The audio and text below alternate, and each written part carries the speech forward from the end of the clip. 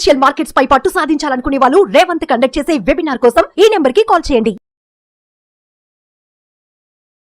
నమస్తే, welcome to Suman TV. నేను విష్ణు. ప్రస్తుతం పాటు certified financial planner doctor Bachchu Anil Kumar గారు ఉన్నారు. వారితో మాట్లాడదాం. సార్ నమస్తే. సార్ అనిల్ గారు. నమస్కారం విష్ణు గారు. సార్ అనిల్ గారు, ఈ మధ్య కాలంలో మ్యూచువల్ ఫండ్స్ లో చాలా మంది విపరీతంగా ఇన్వెస్ట్మెంట్స్ చేసేసారు, ఎస్పెషల్లీ లాస్ట్ 4-5 years నుంచి. సో ఇప్పుడు మ్యూచువల్ ఫండ్స్ లో ఇన్వెస్ట్మెంట్ చేసింది కాకుండా ఇతర ప్రత్యామ్నాయ మార్గాల వైపు చూస్తున్నారు. అంటే ఇతర పెట్టుబడి ప్రత్యామ్నాయ మార్గాలు ఎందుకు? ఆల్రెడీ మ్యూచువల్ ఫండ్స్లో పెడుతున్నారు కదా ఇన్వెస్ట్మెంట్స్ అంటే, లేదు అంతా రెగ్యులర్ రొటీన్ అయిపోయింది మ్యూచువల్ ఫండ్స్. సో ఇది కాకుండా ఏదైనా ఒక డిఫరెంట్ ఇన్వెస్ట్మెంట్ ప్లాట్ఫామ్ కోసం చూస్తున్నాను అడుగుతున్నారు. మరి మ్యూచువల్ ఫండ్స్ కాకుండా వేరే ఇతర పెట్టుబడి ప్రత్యామ్నాయ మార్గాలు ఏమున్నాయంటారు? Very good question. క్వైట్ ఏమంటారు, చాలా మంది ఏంటంటే లైఫ్ సైకిల్తో పాటు వాళ్ళ ఎర్నింగ్స్ కూడా పెరుగుతూ ఉంటాయి. ఆల్రెడీ ఒక 5-10 years ఇన్వెస్ట్ చేసి ఉంటారు, కార్పస్ పెరిగేసి ఉంటుంది. అవే ఫండ్స్ ఆటోమేటికలీ ఎస్ఐపి ద్వారాను డబ్బులు ఉన్నప్పుడల్లా లంసం పెట్టుకోవడం వల్ల మ్యూచువల్ ఫండ్ కార్పస్ పెరిగి ఉంటుంది. ఒక స్టేజ్ తర్వాత అరే మ్యూచువల్ ఫండే కదా అనే ఒక రకమైన ఆలోచన వస్తుంది. సో ఇలాంటి క్వైట్ కామన్. ఇలాంటప్పుడు ఏంటంటే మల్టిపుల్ ఆప్షన్స్ ఉన్నాయి.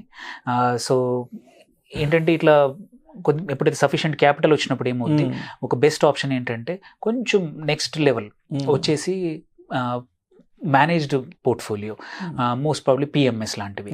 సో పిఎంఎస్ లాంటిది ఏంటంటే కొంచెం మన దగ్గర కంట్రోల్ ఉండదు, బట్ కాకపోతే ఏంటంటే ఒక కాన్సన్ట్రేటెడ్ పోర్ట్ఫోలియో ద్వారా ఒక 50 lakhs మినిమం ఇన్వెస్ట్మెంట్, ఒక 3 yearsకి ఏంటంటే లాక్ ఇన్ ఆప్షన్ ఉంటుంది, ఎగ్జిట్ ఆప్షన్ ఉంటుంది. 1%, 2%, 3% ఎగ్జిట్ లోడ్తో ఆప్షన్ ఉంటుంది.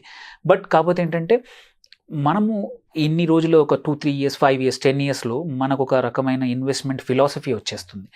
నా రిస్క్ ప్రొఫైల్ ఇది, ఓకే, నేను అగ్రెసివ్ చేయగలుగుతాను, నాకు లేదు నేను కన్జర్వేటివ్, నేను వాల్యూ కైండ్ ఆఫ్ ఇన్వెస్టర్ అనేది ఆల్రెడీ కొంచెం అనుభవం వచ్చేసి ఉంటుంది. కొత్తలో మ్యూచువల్ ఫండ్స్ ఏం తెలియనప్పుడు మనం ఇన్వెస్ట్ చేస్తాము, but over a period of time మన ఎక్స్పీరియన్స్ని బట్టి మన ఇన్వెస్ట్మెంట్ మెథడ్ ఏందో తెలిసిపోతుంది. తెలిసిపోయినప్పుడు ఏంటంటే ఆ ఇన్వెస్ట్మెంట్ మెథడ్కి మ్యాచింగ్ అయ్యే పిఎంఎస్ని మనం సెలెక్ట్ చేసుకోవచ్చు. చేసుకుంటే ఏంటంటే ఫండ్ మేనేజర్, బికాజ్ అక్కడ కూడా నీకు ఇన్ఫర్మేషన్ ఉంటుంది, కాకపోతే అది ప్యాసివే, బట్ ఇన్వెస్ట్మెంట్ స్టైల్ కొంచెం యాక్టివ్ ఉంటుంది when compare to mutual fund. Mutual ఫండ్లో లక్షలాది మంది ఇన్వెస్టర్స్ ఉంటారు కాబట్టి ఫండ్ మేనేజర్ చాలా అంటే ముందు చెడు అన్ని చూసుకొని ఇన్వెస్ట్ చేయాల్సి వస్తుంది. వెరాస్ పిఎంఎస్లో కొన్ని వందల మంది ఇన్వెస్టర్లే ఉంటారు ఒక ఫండ్, ఒక స్ట్రాటజీలో. అలాంటప్పుడు ఏంటంటే నీ మెంటాలిటీకి తగ్గట్టు నువ్వు ఫండ్ చూస్ చేసుకునే అవకాశం ఉంటుంది. మార్కెట్లో చాలా రకాల స్ట్రాటజీస్ ఉన్నాయి. సో అదొక option. PMS is one option. ఏంటంటే యూజువల్లీ కొన్ని పిఎంఎస్ఎస్ వండర్ఫుల్, అంటే ఈవెన్ మనం నిఫ్టీ వీటికన్నా కూడా చాలా మంచి రిటర్న్స్ ఇచ్చే పిఎంఎస్లు ఉన్నాయి. అట్లీస్ట్ 300 నుంచి 400 పిఎంఎస్ స్ట్రాటజీస్ ఉన్నాయి.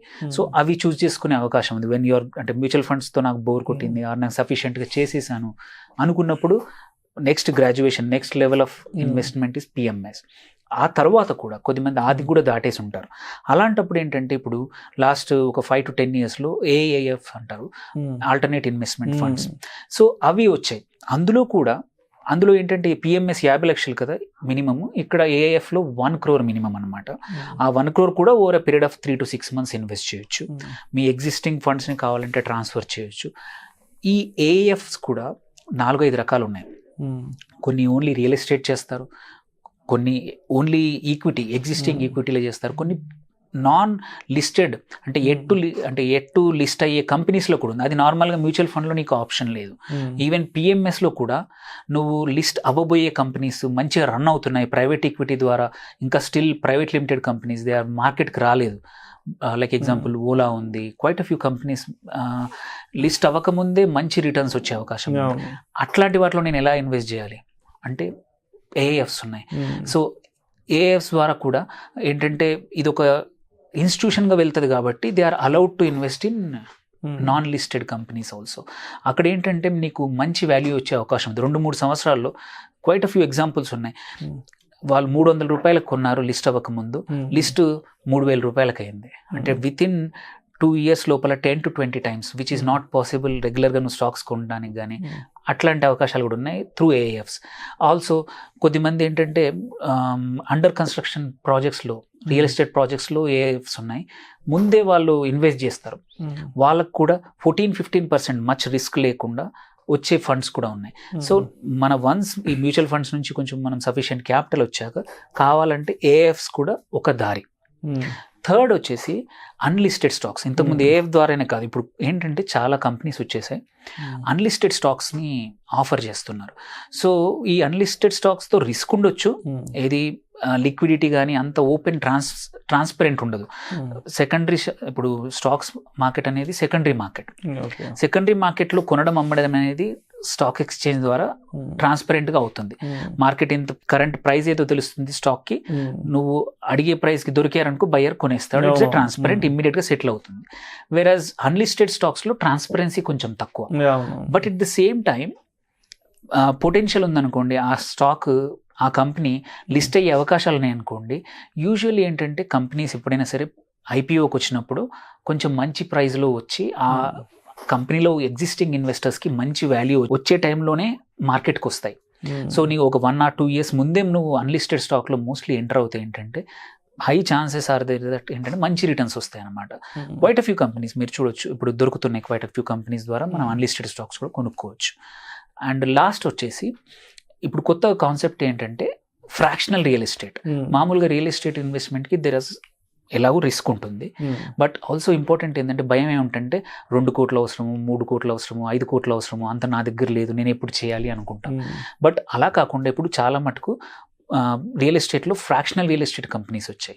అంటే నువ్వు 10 లక్షలు, 20 లక్షలు, 30 లక్షలు, 40 లక్షలు పెట్టి కూడా ఒక కమర్షియల్ ప్రాజెక్ట్లో నీ పెట్టిన అమౌంట్కి షేర్ ఇస్తారు. అండర్ కన్స్ట్రక్షన్ అనుకోండి, ఆ టైంలోనే షేర్ ఇస్తారు. వాళ్ళు అమ్మేప్పుడు కానీ ఆర్ అమ్మకుండా వాళ్ళు కొన్ని కేసుల్లో ఏంటంటే రెంటల్ ఇన్కమ్ కోసమే మేనేజ్ చేస్తారు.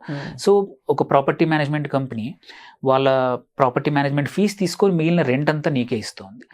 మళ్ళీ నీకు ఎగ్జిట్ కావాలంటే what ever the market price ప్రకారం ఆ అప్రిసియేషన్ కూడా వస్తుంది అనమాట. సో కమర్షియల్ ఎస్పెషల్లీ ప్రాపర్టీ ఈ ఫ్రాక్షనల్ రియల్ ఎస్టేట్ కంపెనీస్ ఏవైతే ఉన్నాయో మోస్ట్లీ కమర్షియల్ వాటిలో ఉన్నాయి. సో దీనివల్ల ఏంటంటే నీ ఓన్లీ ఈక్విటీయే కాకుండా రియల్ ఎస్టేట్ అనే డైవర్సిఫికేషన్ చేసుకోవచ్చు. నీ క్యాపిటల్ పెద్ద అమౌంట్ లేకున్నా పర్లేదు, somebody else is managing. So ప్రతిరోజు నువ్వు వెళ్ళి చూసుకోవాల్సిన అవసరం లేదు. మనమే సొంతంగా ల్యాండ్ కొన్నామనుకోండి, ఆ ల్యాండ్ బాగా ఉందా, ఎవరైనా కబ్జా చేశారా, దాన్ని లీగల్గా రెగ్యులేషన్ అంతా బాగానే ఉందా, అన్నీ మనమే చూడాలి. ఈ కేసులో అది ఉండదు. సో అంటే peace of mind, like mutual funds ఎలా పీస్ ఆఫ్ మైండ్ ఆఫర్ చేస్తాయో, సంబడి ఒక అనుభవజ్ఞులైన ఫండ్ మేనేజర్ ఎలా మేనేజ్ చేస్తాడు, ఇట్లాంటి కంపెనీస్ కూడా రిస్క్ అంతా మేనేజ్మెంట్ అంతా వాళ్ళు చూసుకుంటారు. ఓన్లీ నీకు వాళ్ళ ఫీజు తీసేసుకొని మన రిటర్న్స్ ఏవో మనకు షేర్ చేస్తారు. ఇది అంటే ఇవి కాకుండా కొన్ని వచ్చాయి, రీట్స్ అని, రియల్ ఎస్టేట్ ఇన్వెస్ట్మెంట్ రీట్స్ అని వచ్చాయి.